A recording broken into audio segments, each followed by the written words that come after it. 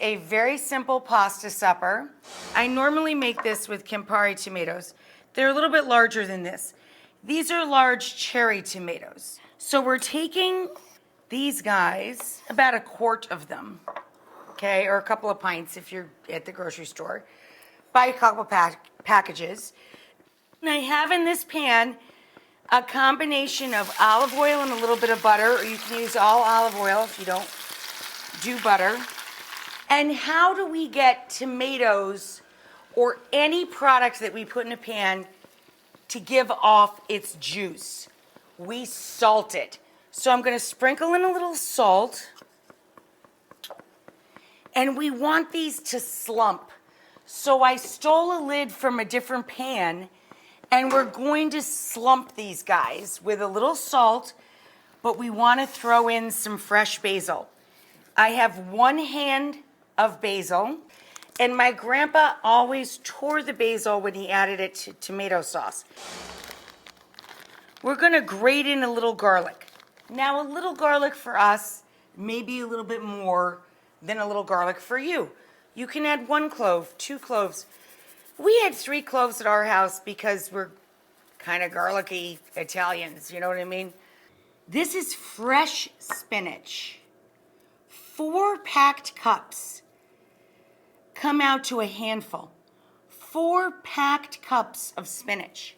So in this bowl, I have 1.5 cups of fresh ricotta cheese. Then I add 1/4 cup, which I have over here, of mascarpone.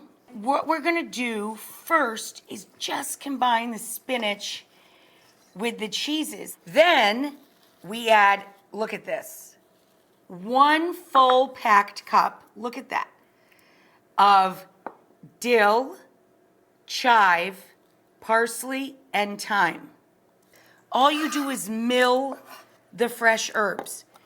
And we put the product, in this case the herbs, into the bowl. Then all you have to do is add a little salt to that. We salt and pepper every layer. A little bit. You can use black or red pepper here. And then I add a little bit of parm and work that in. Liberally salt pasta cooking water. Whatever the box says, it says 7 minutes, 9 minutes, 10 minutes. Whatever it says, cook it a minute less. 1 minute less. Always, always, always. Why is that? Because it's carryover cooking.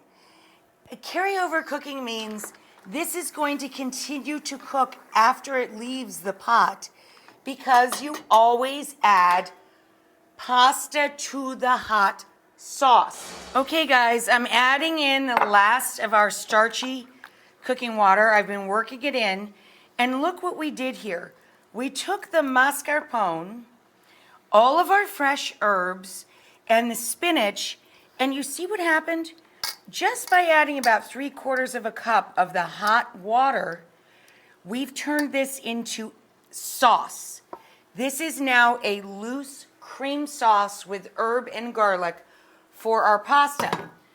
So now we're going to take our shortcut pasta of any kind. I used this, it's kind of like a shortcut mafalda. It's like little baby lasagna, but you can use rotini, farfalle, penne, anything you like. But I like something with curls or edges, because gili, which is lily-shaped pasta, I like something to catch the sauce itself, because this sauce is so delicious. And we spill that into our bowl.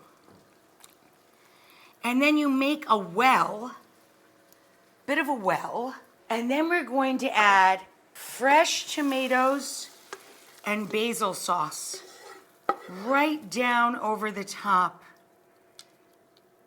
I mean, check that out. What?